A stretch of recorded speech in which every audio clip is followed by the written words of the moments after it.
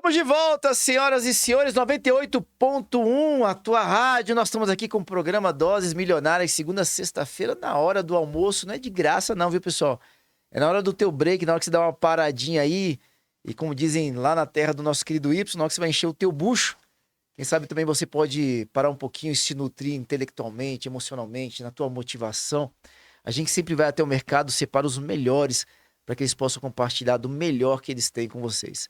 E costumeiramente às sextas-feiras, às vezes é às quartas, só para quebrar a rotina, a gente recebe aqui o pessoal da Dale Cash, meu amigo, meu irmão, que tá aqui, ó. Essa empresa tem mais de 100 anos. Agora ele é um menino. Senhoras e senhores, meu querido amigo Minervino Neto, CEO da Dale Carnegie Brasília, Espírito Santo, também à frente da Dale Carnegie Portugal. Ora, pois. Neto, tudo bem? Beleza, Léo? Boa tarde, pessoal. Bom demais estar de volta, hein? Maravilha. Estava de férias, fugi um pouquinho. Uma semaninha conta com férias? Uma semana, será, cara? Já desliga, né, cara? Vale a pena, né? Já resolve. Já resolve muita coisa uma semana de férias. Já ajudou. Neto, como toda semana eu vou te pedir para você poder só falar só um pouquinho. Dale Carnegie, muitas pessoas não conhecem ainda. Outras pessoas, quem conhece, fala bem demais. Então, muita gente merece conhecer. Fala um pouquinho pra gente, por favor. Vambora, Léo. Dale Carnegie, uma empresa de 110 anos. Pá. E, normalmente, o pessoal conhece pelo livro, Como Fazer Amigos e Influenciar Pessoas. E muita gente conhece o livro e não sabe que existe a empresa. E a gente tem o treinamento exatamente do livro, né? Então, a Dale Carnegie está em mais de 80 países, no Brasil desde 1960, e hoje é a principal escola de liderança do mundo. E quando eu falo de liderança, às vezes a pessoa pode pensar assim, então quer dizer que não é para mim porque eu não sou líder. Na verdade, o líder, ele está muito mais ligado à forma como você pensa do que ao cargo que você exerce. Então, se você quer um dia ser um líder, a Dale Carnegie é uma grande oportunidade para te ajudar a acelerar esse processo. Não quer dizer que sozinho você não consiga, mas com a gente você consegue mais rápido, né? Desenvolvemos habilidades para que você consiga seus resultados de forma mais rápida. É isso que fazemos, Léo. Muito bacana. Fica como dica então para você poder conhecer a Dale Carnegie. Tem um contato? Pode ser pelo nosso telefone do escritório 61 3328 0380 ou através do nosso Instagram. @Dale Carnegie Brasília. O pessoal consegue? Será? Dale Carnegie? Você quer soletrar aí? Tem aquela brincadeira do soletrando, né? Tem direito a prêmio? O prêmio já tá aqui, né, cara? Tá aqui dividindo essa mesa, já é um prêmio. Não, o prêmio tá aqui ao nosso lado, que é segredo ainda, pessoal. Daqui a pouco vai ser revelado, né? Nosso convidado. Tem um sorriso bom. Tem um sorriso bonitão. Merece o pessoal esperar. Merece demais. Eu vou soletrar aqui, ó. Vamos lá, ó. Lá no Instagram, você vai entrar no Instagram e vai conhecer a Dale Carnegie, uma oportunidade para você dar uma alavancada na tua carreira, na tua jornada, na tua vida, hein, pessoal. Entra lá para você poder conhecer, aquele arrobazinho lá do Instagram, aí você vai digitar Dale Carnegie Brasília. Como é que escreve? Rapidinho aqui, ó. DALCARNEGIE Brasília. DALECARNEGIE Brasília, @Dale Carnegie Brasília lá no Instagram. Fechou. Só pra gente poder fechar aqui, e Dale Cash é o quê, Neto? O Dale Cash é a oportunidade que a gente tem de estar conversando com alguns clientes, mais que clientes, amigos, que são pessoas referências no mercado, e é uma oportunidade das pessoas que estão nos ouvindo estar aprendendo um pouco mais, assim como nós, né? Demais. Pessoal, então a gente vai fazer o seguinte, a gente vai para um rápido break só pra gente fazer uns pequenos ajustes aqui internos. Você fica ligadinho aí na rádio, fica ligado aí no Instagram, no YouTube, e a gente já volta para falar sobre felicidade no trabalho. Valeu, pessoal!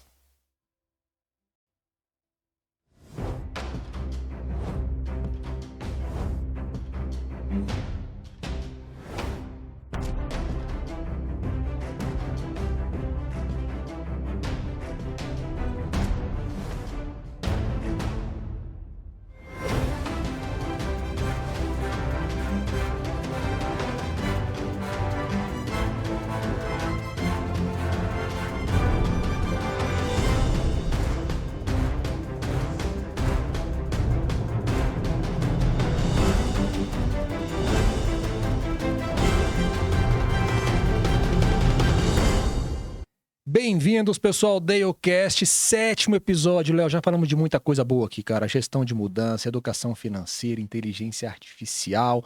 Cara, é muita informação que a gente passa para quem tá nos acompanhando.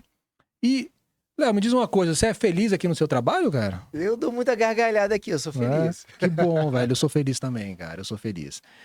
E aí, pensando nisso, a gente trouxe um especialista para poder falar um pouquinho sobre isso. E mais do que um especialista, é uma amiga nossa, uma amiga de Dale Carnegie, que está com a gente há mais de 10 anos.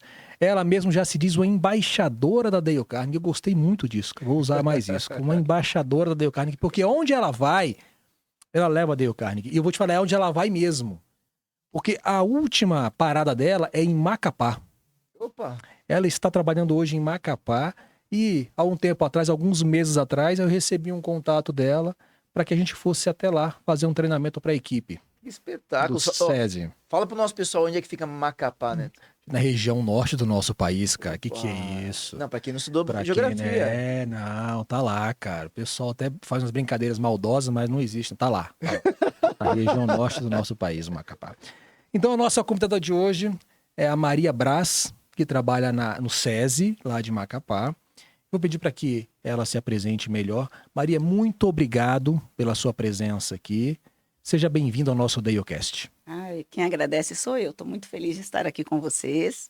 E só complementando onde fica Macapá. Tem um poeta, eu vou pedir desculpas, que eu não lembro o nome dele agora, é um cantor, que ele fala que é muito fácil encontrar o endereço em Macapá.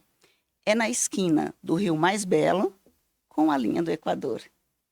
Ou seja, nós estamos no meio do mundo, literalmente. Sensacional. No centro deste planeta. Onde passa a linha do Equador. É muito fácil achar esse endereço. Banhado com o Rio Amazonas. Então, é uma experiência maravilhosa.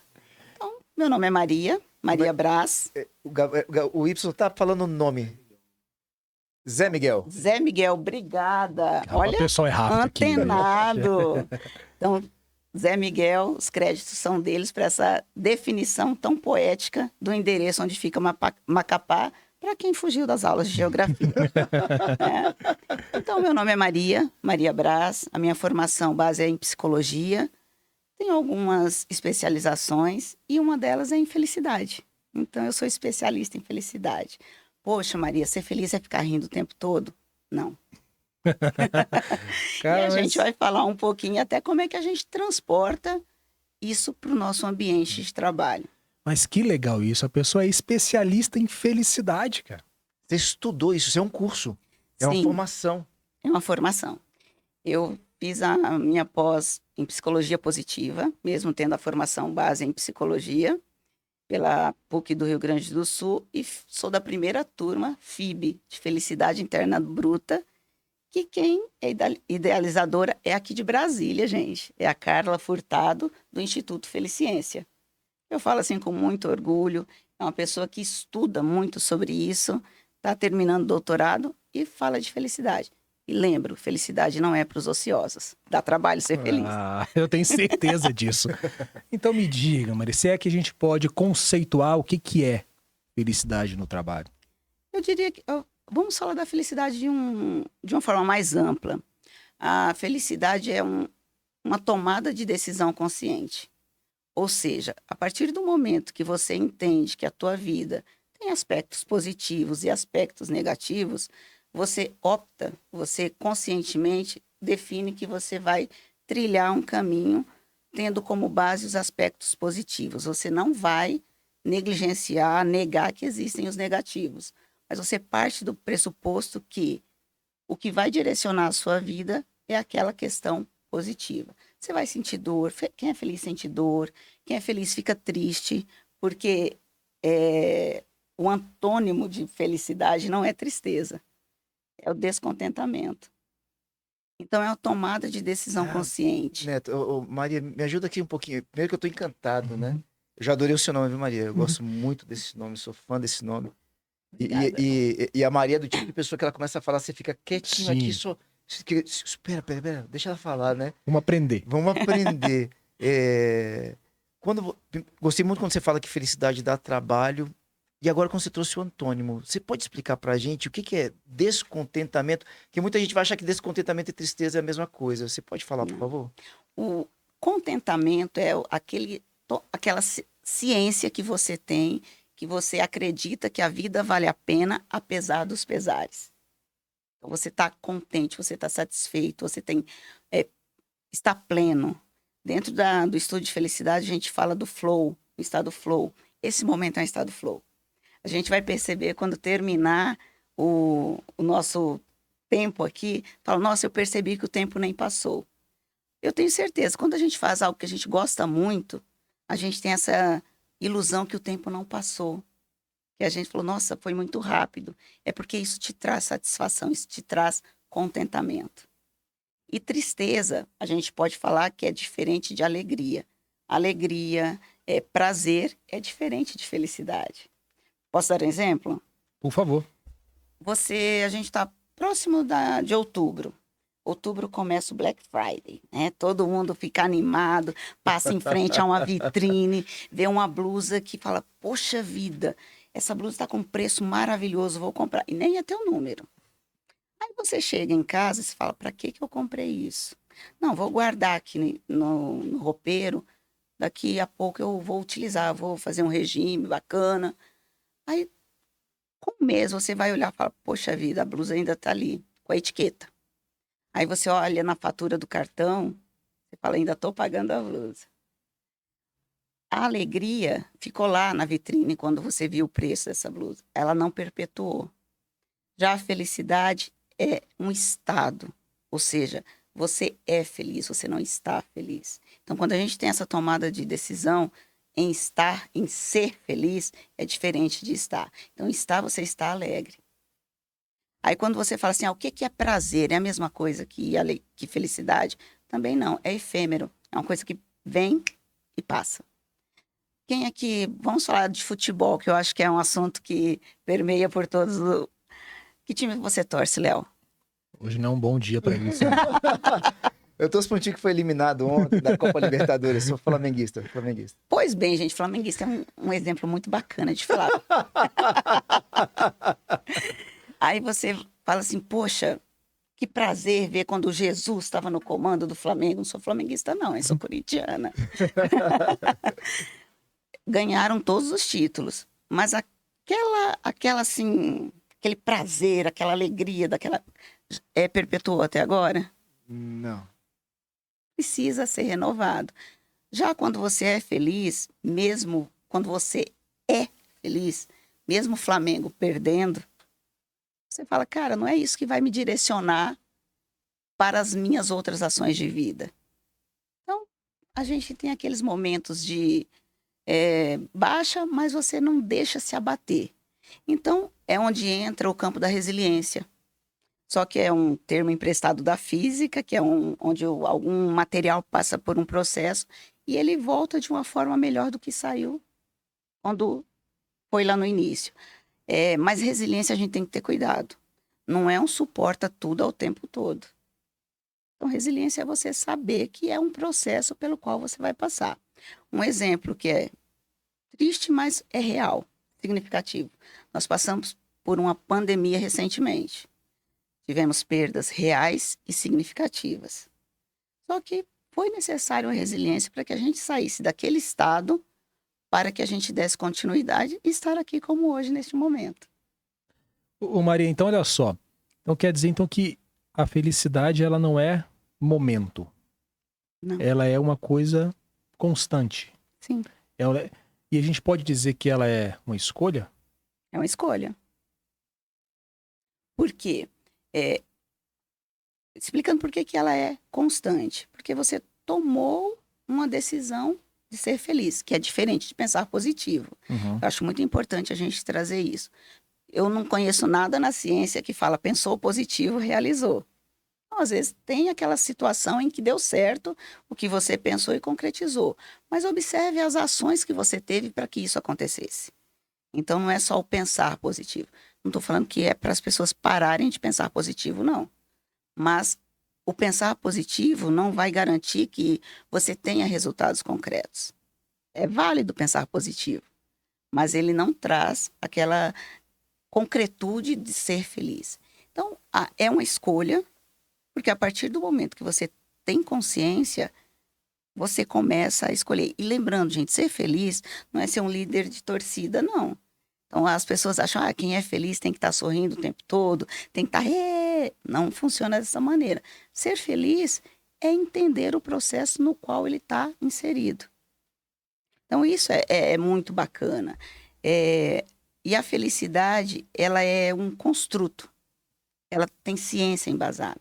Não dá para a gente falar de felicidade sem falar de economia, sem falar de filosofia, sem falar de psicologia positiva, porque esses são pilares fundamentais para que a pessoa se sinta feliz. Porque a filosofia é o berço de todas as ciências. Então, hoje nós já falamos de felicidade, não do banco religioso. A gente saiu daquela questão assim, que a religião trazia muito isso, do campo de felicidade. A gente está no campo da ciência. Não temos como falar de felicidade para uma pessoa que está abaixo da linha da dignidade humana. Então, se a pessoa não tem o básico de sobrevivência, de alimentação, de assim, condição segura, não tem por que falar de felicidade. E a gente fala da psicologia positiva, que é muito importante. Ela não é uma dissidência da psicologia tradicional. Ela é um dos braços da psicologia. Então, a psicologia positiva, ela teve lá os seus primórdios na década de 50, com Maslow. Todo mundo conhece a pirâmide de Maslow. Mas ele tinha psicologia humanista.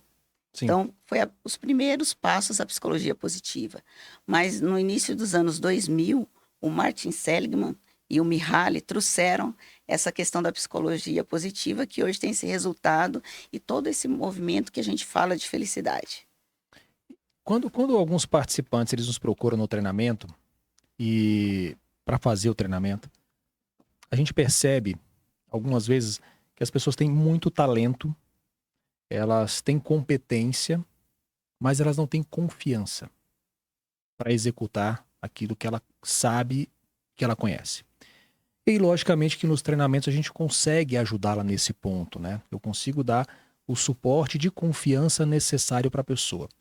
Nesse momento, a pessoa começa a se sentir mais útil. Ela consegue se sentir mais útil dentro do trabalho, dentro da família, no ambiente em que ela frequenta. O sentimento de utilidade está ligado à felicidade? Totalmente.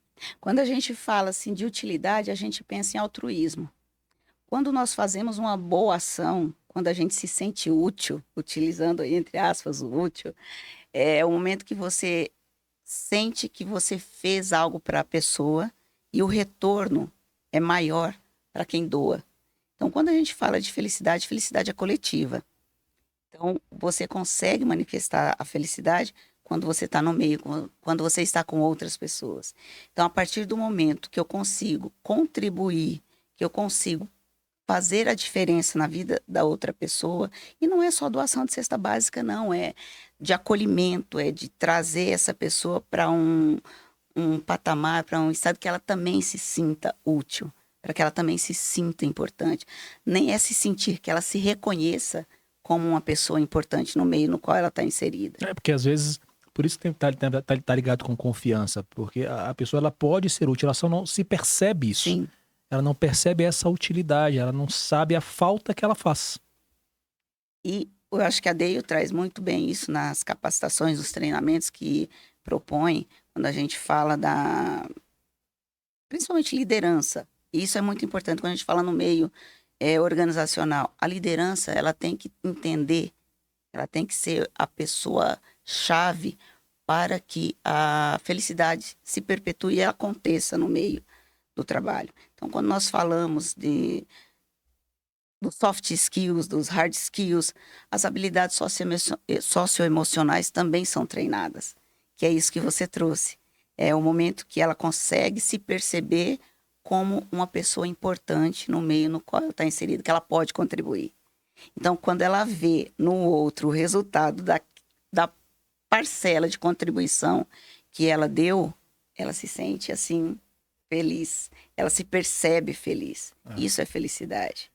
Talvez essa seja uma das principais ações que a Dale promove nas pessoas, fazer com que ela mude a sua própria visão sobre você mesmo, né? Ela entra no treinamento se enxergando de um jeito e sai se enxergando de outro. E muitas vezes não é o seu resultado que tá diferente. É simplesmente a forma de você se enxergar que tem muito a ver com essa questão da confiança, de você se sentir útil naquele ambiente, de você saber que você faz falta. E às vezes a gente pergunta mesmo isso, né? Se tirar você daqui, que falta você faz? Sim. E quando a pessoa não tem essa resposta, dificilmente ela vai estar de acordo com essa felicidade. Isso que você está trazendo me remeteu ao treinamento que vocês proporcionam. Posso falar um? Claro, por favor. Apresentações de alto impacto. Você se enxerga. E é um primeiro passo para o autoconhecimento. E eu digo que autoconhecimento é um caminho de mão única. Você começa, você não consegue mais voltar. Você quer mais. Você quer se conhecer. E eu gosto muito de fazer um paralelo aqui. Quando você entra no avião, o comissário de bordo sempre fala, em caso de despressurização, coloque a máscara primeiro em você para você poder ajudar quem está ao seu lado. Isso vale para o ambiente onde nós estamos, seja no ambiente familiar, no ambiente de trabalho, na comunidade, independentemente de onde você está e que tenha pessoas, você tem que cuidar primeiro de você. Porque se você não estiver bem, como é que você vai poder dar suporte a outra pessoa? Então, isso começa com o autoconhecimento. Como é que eu vou falar? Não, é isso aí, ó, força, se você está fragilizado. Então, é muito importante você se capacitar, você treinar e se conhecer. Isso é um primeiro passo e ele é primordial. Eu penso também que nessa linha, assim, dificilmente você vai conseguir ter essa decisão, essa escolha da felicidade sem esse autoconhecimento. Porque você não vai saber aonde você tá, para onde você está indo, né? E aí também vem uma outra questão importante. A felicidade também está ligada a propósito? Sim, porque a partir do momento que você tem um propósito de vida, esse propósito, não adianta, todos os propósitos são válidos. Algumas pessoas falam assim, vamos falar do ambiente organizacional. O meu propósito é estar nesta empresa porque eu quero ganhar dinheiro. Ok, tá válido. Mas aí vem uma segunda pergunta, ele faz sentido? Então, propósito sem sentido, assim, é sofrível para quem está nessa toada. Então, o propósito ele tem que ter sentido. Teu sentido é o quê? É poder proporcionar um ambiente mais confortável para a tua família por meio do trabalho que você entregue e dele é remunerado? Tá valendo. O meu propósito é me capacitar, eu ter como referência uma grande empresa onde eu estou trabalhando. Se faz sentido para você, desde que você não prejudique a outra pessoa ou outras pessoas que estão à sua volta, ele é válido. Então tem que ter sentido o propósito. E a partir do momento que você fala, eu vou ter um propósito que faça sentido, você entende que tem alguns momentos que talvez não vão ser os mais confortáveis, mas você vai passar por aquilo ali, você vai ser resiliente àqueles momentos de turbulências, podemos dizer assim. E aqui vem mais uma vez a responsabilidade da liderança nesse ponto. Porque muitas vezes não está claro para aquela pessoa que às vezes faz uma tarefa rotineira, né? Muito operacional, mas não está claro para ela o propósito disso. Eu lembro teve um convidado nosso aqui no DaleCast, lá da Autotrack, que falou sobre transformação digital, o Márcio, e a gente fez muitas turmas lá no Autotrack. E eu lembro que eu estava conversando uma vez com a pessoa que instalava o rastreador no caminhão. E a gente estava definindo ali o que ele fazia afinal, né? E o que ele fazia não era instalar um rastreador. O que ele fazia ali era dar segurança para um pai de família, para que ele consiga voltar para casa e encontrar seus filhos. Na hora que ele começou a perceber isso, na hora que ele começou a perceber esse propósito do trabalho dele, fez muito mais sentido instalar um equipamento dentro de um carro, de um caminhão. Então, essa responsabilidade da liderança não pode ser deixada de lado. Porque eu, às vezes, cobrar isso daquela pessoa que está fazendo naquela operação, que está tão envolvido naquilo, é muito difícil. Então, cabe muito mais ao líder de ter essa visão, de estar ajudando as pessoas a enxergarem o impacto que tem aquele trabalho que seja mais simples e mais operacional. E como você falou, isso não quer dizer que é um trabalho que eu vou estar fazendo, sorrindo ou satisfeito, porque é a melhor coisa do mundo. Não quer dizer isso. Mas eu me sinto bem pelo propósito. Pelo propósito. Então, para mim, fica muito forte essa ligação, né? Da Perfeito. felicidade com o propósito. É isso mesmo. O propósito e o sentido são como se fosse o passo a passo para a felicidade. Você fala, eu tenho um propósito, ele faz sentido, então ele dá sentido para a tua vida. E aqui vale muito a gente falar, muito embora o que a gente tratou aqui, a felicidade no trabalho. Quando a gente fala de vida, hoje em dia nós tivemos, assim, mudanças fantásticas. Já estava vindo com o movimento. Eu sou de uma época que as pessoas falavam assim... Mas aqui não é você, não é todos nós. Fica tranquilo. Não, quando eu saio de casa, eu fecho a porta e os meus problemas ficam lá. Quando eu volto para casa, os da empresa ficam lá. Gente, isso é preocupante. Porque se duas pessoas ocupam o mesmo corpo, aí é patologia. Então, é uma outra linha de tratamento. Mas já estava um movimento para que a gente percebesse que a realidade é diferente. Com a pandemia, isso fez toda a diferença. Os muros da empresa caíram e o trabalho foi para dentro da residência das pessoas. E agora as empresas estão tendo que se remodelar, porque o inverso também é verdadeiro. E quando a gente fala vida, não existe vida no trabalho e vida fora do trabalho. Vida é vida. Então a pessoa é um único ser que vive no trabalho, na sociedade, vai à igreja, vai para casa, à academia. Então, vida é vida. Então nós temos que ter esse cuidado. E tá um discurso muito forte. Não, porque antigamente as pessoas não mudavam tanto de emprego, os jovens de hoje não querem trabalhar. Eles têm o poder de escolha. E isso é muito bom. Cabe às empresas, hoje não é mais o que prende a maioria dos colaboradores, empregados ou funcionários, como cada um determina a nomenclatura, não é mais o plano de saúde ou simplesmente o vale benefício. Alimentação ou o benefício, algo dessa natureza. É qualidade de vida. São horas trabalhadas, é a distância que eu tenho da minha casa, é a possibilidade de trabalhar home office. Então, o contexto, ele está diferente.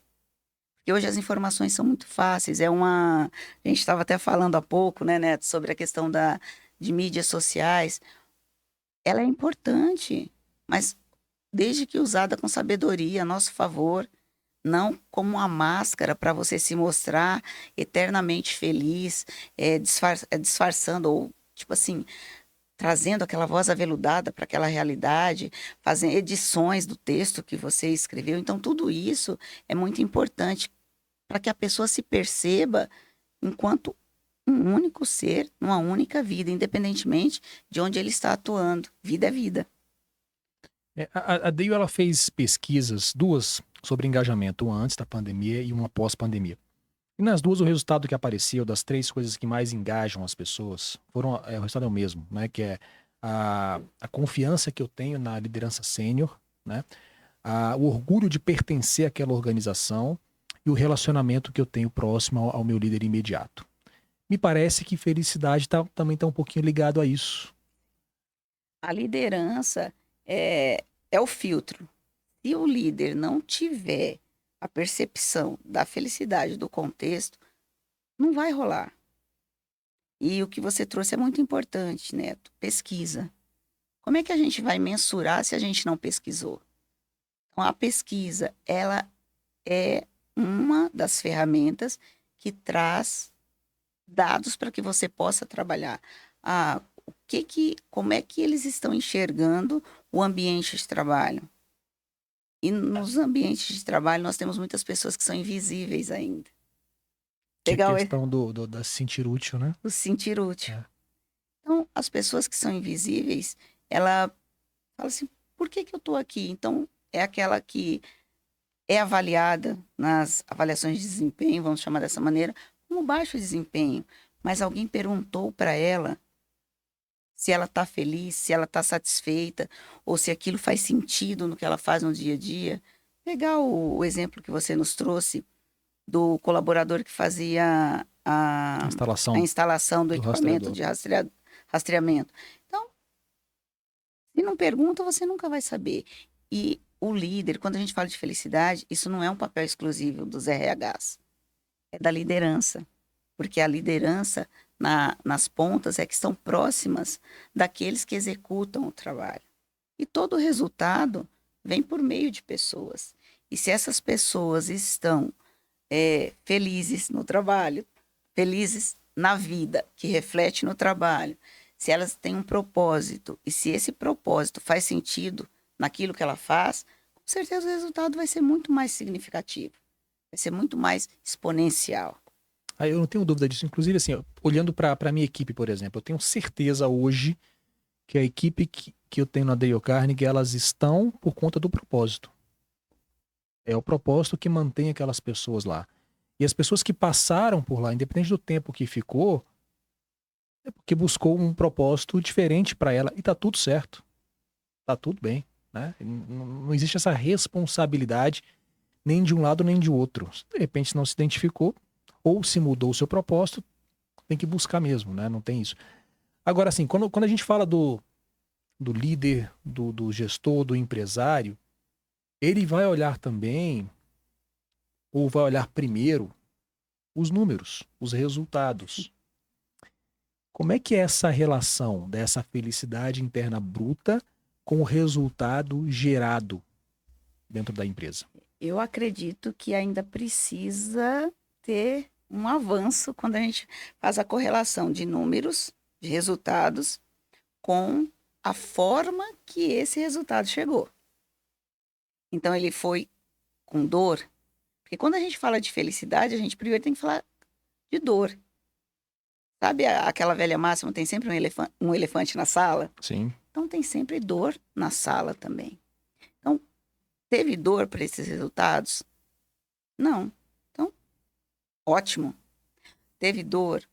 Foi com que, assim, peso para chegar a esse resultado. Então, aí entra as pesquisas. Então, muitas vezes os líderes, eles não cobram diretamente. Ah, você tem que fazer dessa forma, você não pode. Isso a gente lê, né? Eu acredito que eu, pelo menos, não tive a infelicidade de trabalhar em empresa que regulava horário para a pessoa poder usar o banheiro. Mas a gente sabe que existe. E ainda existe. Então, imagina uma pessoa que tinha que ser estilo tempos modernos, Charlie Chaplin, Uhum. que era tudo muito regulamentado, o quanto era dolorido. E isso reflete no que a gente tem hoje nas doenças psicossociais, psicossomáticas, emocionais. As pessoas estão emocionalmente abaladas. É porque a forma como são cobrados esses resultados.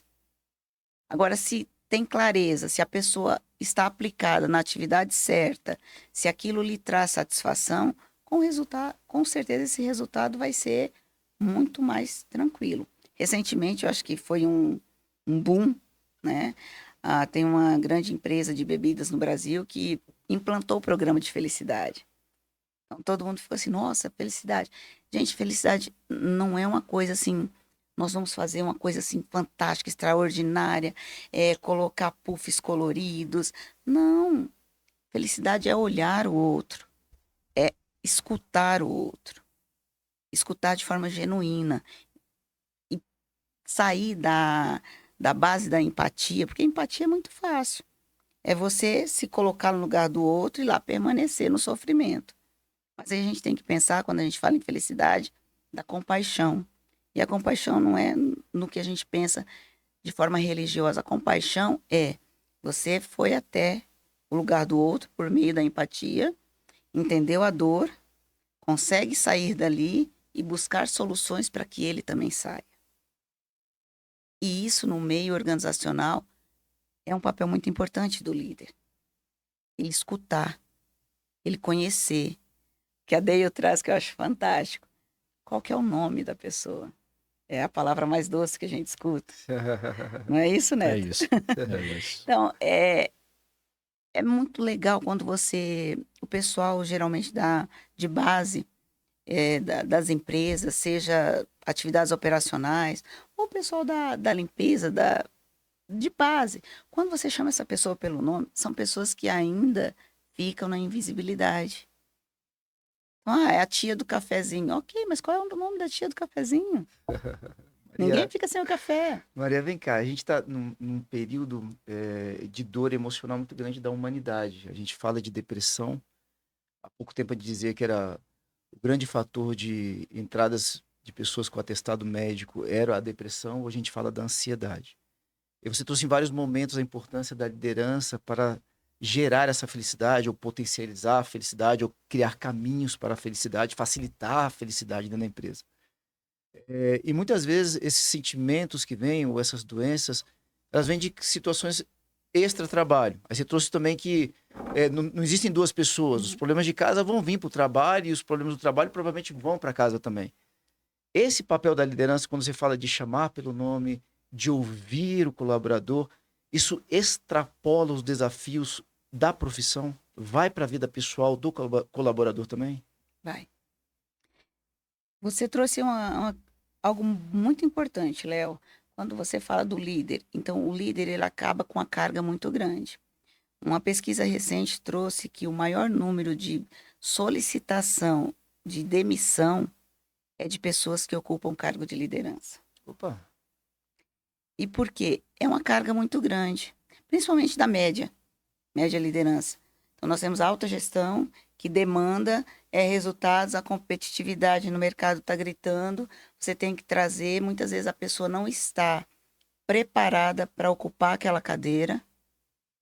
Às vezes era um excelente técnico que foi colocado numa cadeira de liderança, não foi dado a capacitação para que ele exercesse o papel de liderar, de analisar resultados, de analisar números e de escutar pessoas, de cuidar de pessoas. E isso faz com que a liderança também esteja adoecida. E é fato, um grande número de atestados no meio do trabalho, ele é para questão de saúde mental. Ansiedade, a depressão. E como hoje as pessoas já têm mais coragem e têm poder de escolha, eles escolhem sair das empresas. E aí o que faz? Isso, a rotatividade vira uma bola de neve, porque a equipe se sente desamparada e muitas vezes a equipe também solicita demissão por conta da forma da liderança tratar com ele. Então tá uma bola de neve. Então a gente tem que cuidar, a gente tem que capacitar a liderança, tem que preparar a liderança para que ele tenha sustentação, ou seja, a máscara do avião, ele tem que estar com essa máscara para ele poder direcionar a equipe a buscar resultados esperados pela empresa. Aí eu lembrei agora, teve uma empresa pública, Léo, que ela nos chamou porque ela tinha cargo disponível de liderança e as pessoas não queriam assumir. Mesmo com aumento de salário. Mesmo com aumento, com a comissão, né, que você recebe quando você está num cargo de liderança. E as pessoas falaram assim, a nossa realidade hoje é essa, as pessoas não querem assumir esses cargos. Então, assim, você tem a ver com esse preparo, tem a ver com o propósito, que as pessoas muitas vezes não conseguem perceber o propósito, e logicamente tem a ver com toda essa pressão que a pessoa muitas vezes já está um pouco debilitada, e aí ela entende, né? Ou ela sabe o que acontece naquele cargo ali, ela fala assim, não, isso para mim não funciona, né? Outro dia, estava participando de um evento, fazendo uma palestra, até com um ex-participante aqui do podcast, que foi o Diego, e a pessoa me perguntou lá quem é que vai salvar o RH. Cuidando de quem cuida. Porque o RH está cuidando da empresa, mas quem cuida dele? Exatamente. Né? Como é que vai salvar o RH? E eu vejo que uma saída para isso é justamente essa mensuração da felicidade. Eu lembro que quando eu comecei em Dale Carnegie, há 20 anos atrás, uma das coisas que me incomodavam, a gente trabalha com comportamento, era a pessoa sair do treinamento e falava que gostou. Eu falei, tá, mas e daí? Eu não quero saber se você gostou, eu quero saber que resultado que você teve. Só que aí a pessoa falou assim, tá bom, tudo bem. Depois que eu insisti muito, ela falou assim, eu melhorei a minha liderança. Eu falei assim, cara, e daí me dá mais informação? Porque eu não estava satisfeito com aquela informação. E aí a gente começou a criar mecanismos para que a pessoa pudesse mensurar isso. Me prova que a sua liderança melhorou. Como é que era antes, como é que está agora? Me prova que a sua confiança está maior agora. Me prova que agora a sua comunicação está melhor. Qual que é o impacto disso no negócio? Porque se é uma coisa que gera resultado, que te ajuda, isso fica sustentável. Né? E essa preocupação que eu tenho, porque às vezes você vem com uma onda, né, onde tem várias pessoas falando sobre isso, e a empresa fala assim, agora eu vou fazer isso também. Agora a gente vai instalar aqui um instituto interno aqui de felicidade. Mas daqui a pouco o pessoal para de falar e morre isso. Aí não existe mais um... Então, eu penso que uma saída para isso se tornar sustentável é a gente começar a mensurar o resultado, sabe? Se instalou, então, um programa de felicidade na empresa e olha o resultado disso. Né? Olha o resultado, por exemplo, do número de atestado que diminuiu das pessoas. Sim, isso né? E isso é custo para a empresa. Então, a partir do momento que se começa a mostrar os números, pelo menos eu percebo que a sustentabilidade acontece, para não ficar só no discurso. Tem que ter uma prática organizacional. Então, tem que sair do discurso, da teoria e para a prática, que são coisas simples. Não precisa de muita coisa. O que o Léo trouxe agora, para fazer gancho com o que você está trazendo, Neto, a pessoa é única. Só que ela passa a maior parte do tempo no ambiente de trabalho. Então, é ali que, consciente ou inconscientemente, ela vai manifestar suas dores. Porque ela está ali, ela é uma pessoa única. Se ela está machucada, se ela está debilitada emocionalmente, é ali que ela vai manifestar, porque é onde ela passa a maior parte do tempo. E qualquer situação vai ser gatilho para isso.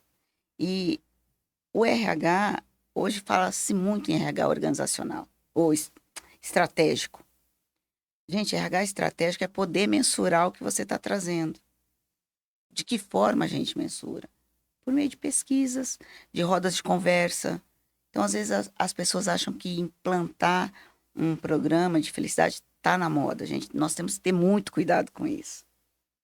É olhar o outro e ver o que eu posso fazer para mudar o comportamento. Gente, as pessoas, elas têm essência, elas não mudam, elas se adaptam à realidade.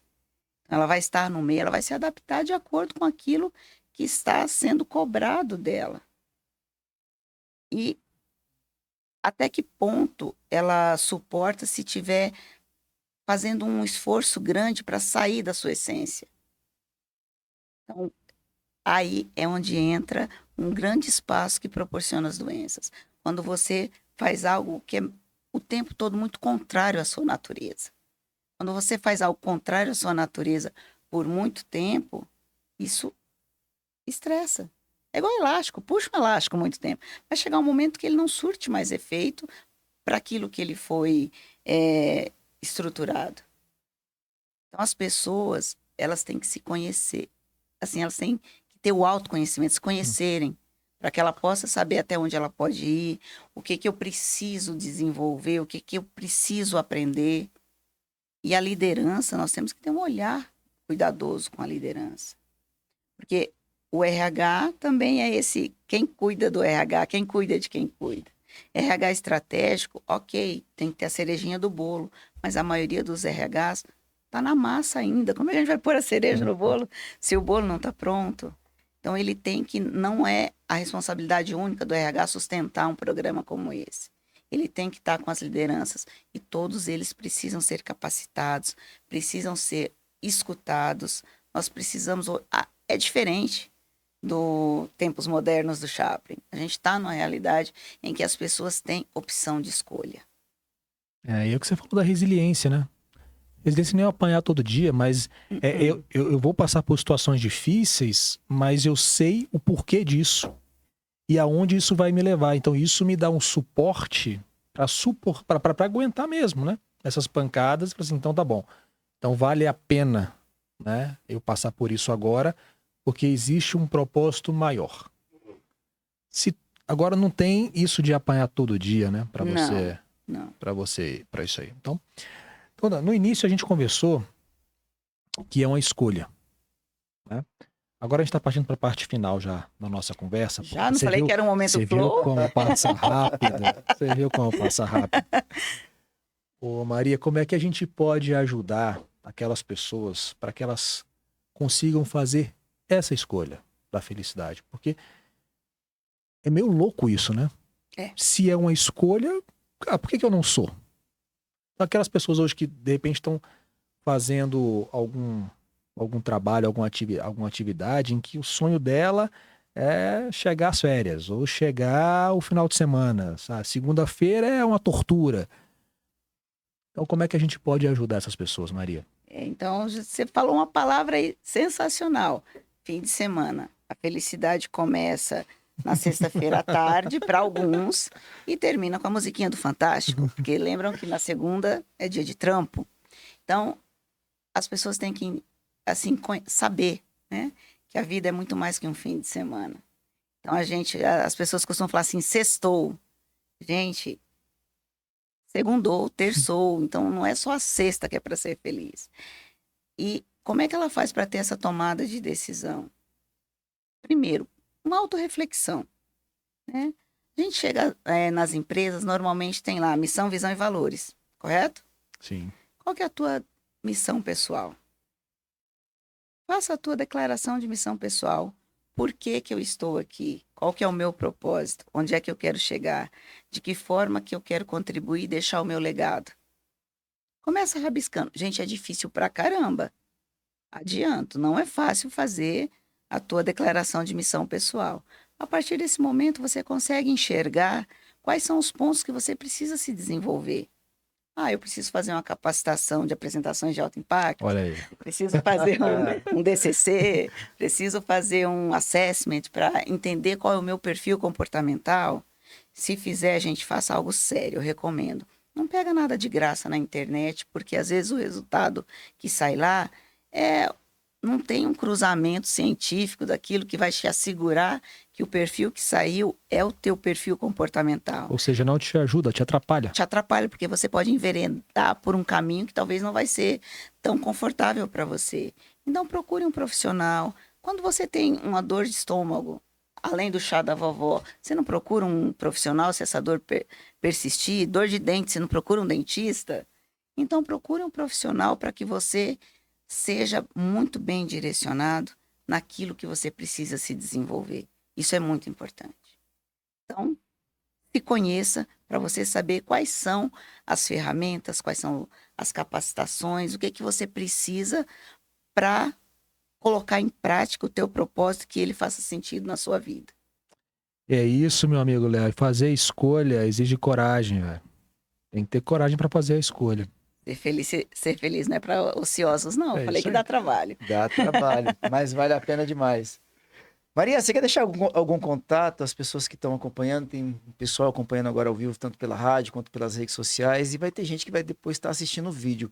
Você tem interesse em deixar algum contato? Só se quiser. Fico muito feliz se alguém entrar... eu sou feliz, mas vou ficar muito contente se entrarem em contato, se tiverem dúvidas, estou à disposição. Podem me encontrar pelo LinkedIn, @mariabras, lá é bem tranquilo, vai me achar lá e a gente conversa. Lá é o melhor caminho. Pode me procurar pelo Instagram, mas eu gosto muito do LinkedIn. Instagram qual que seria? maria.bras_psicóloga. Pegou aí, pessoal? Lembrando que Bras é com Z no final. Então, Maria, lá no Instagram, @maria.bras, maria.braz com Z, underline é aquele tracinho que fica embaixo, psicóloga. @maria.braz, underline psicóloga. E na LinkedIn, lá no LinkedIn é? Maria Braz. Maria Braz. Simples demais. E quem quiser falar com a Dale Carnegie Minervino Neto?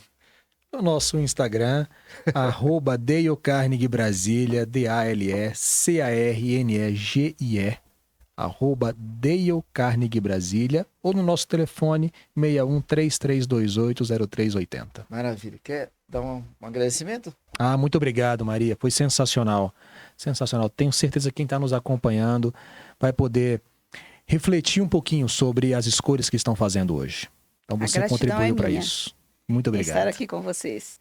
E se paz tem alguma coisa a ver com felicidade, diria que fica uma paz. Não é? Não é? Fica, cara. Aqui que eu tô falando, eu tô botando para fora, mas dentro de nós. E quem tá acompanhando com certeza tá com uma paz. Sem dúvida. Mais uma vez, Léo, muito obrigado, meu velho. Show. Valeu, Neto. Sempre presente ter aqui. E você traz os presentes. Obrigado, Maria. Um prazer te receber aqui. Muito bacana estar perto de você. Tem algo de especial aí. Uma energia diferente. Muito bom. Ô, Léo, gratidão. Continua com a tua jornada. A gente precisa de você multiplicado aí, tá? Obrigada. Quero agradecer a você que esteve conosco durante toda a programação de hoje. Lembrando que domingo tem Doses Milionárias na Radioatividade a partir das 14 horas lá na Radioatividade FM para parte de Goiás. A gente vai até Anápolis com o nosso programa no domingo, hein, pessoal? Pegando um pedaço grande de Minas Gerais também, todo o Distrito Federal, das 14 até as 16. Dia dos Pais, vai ter festa na atividade. A gente vai estar transmitindo pelo nosso canal no YouTube. Amanhã a gente dá uma descansadinha. Segunda-feira a gente está de volta, na hora do teu almoço, na 98.1 e também pelas nossas redes sociais. Fique com Deus, trabalhe um pouquinho e vai ser feliz. Valeu, pessoal. Tchau, tchau. Você acompanhou Doses Milionárias com Leonardo Rabelo, um programa que te proporciona ferramentas necessárias para conquistar seus objetivos. Se inscreva em nossos canais do YouTube, www.youtube.com/Leonardo Neiva Rabelo e www.youtube.com/Doses Milionárias. Até o próximo programa. Você